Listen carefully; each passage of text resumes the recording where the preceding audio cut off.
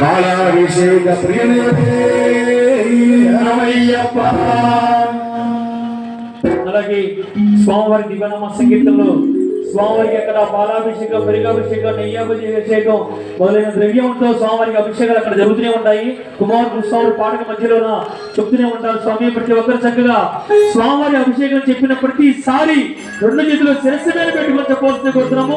ఒక్కసారి అందరూ రెండు చేతులు శిరస్సు మీద పెట్టుకొని అభిషేకం చెప్పుకుందాం. అందరం అమ్మ మాతలు మీరు కూడా పాలాభిషేక ప్రియనే.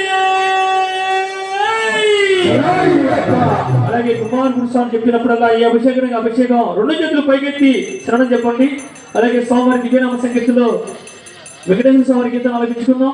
కృతయుగం, త్రేతాయుగం, ద్వాపర యుగం, ఇప్పుడు కలియుగం. కలియుగ ప్రత్యక్షమేమో ఒక్క భారతదేశం మొత్తానికే కాకుండా యావత్ ప్రపంచం మొత్తానికి కూడా కలియుగ ప్రత్యక్షమేమో శ్రీ వెంకటేశ్వర స్వామి. ఆ స్వామి వారి తిరుమల తిరుపతి పుణ్యక్షేత్రం వెళ్ళని తెలుగు వారంటూ ఉన్నారు. ఆ స్వామివారి ముక్కలు తెచ్చుకున్న వారంటూ ఉన్నారు. అటువంటి వెంకటేశ్వర స్వామి గీతాలు ఆలపించుకుందాం.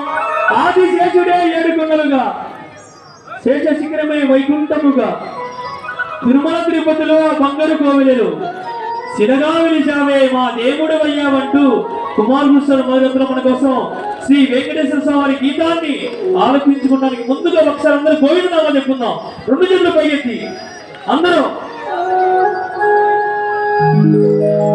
ఏడుకొండలవాడ వెంకటరమణ గోవిందా, ఆపద ముక్కులవాడ నిత్య సామ్రాజ్య వాస గోవిందా గోవిందా.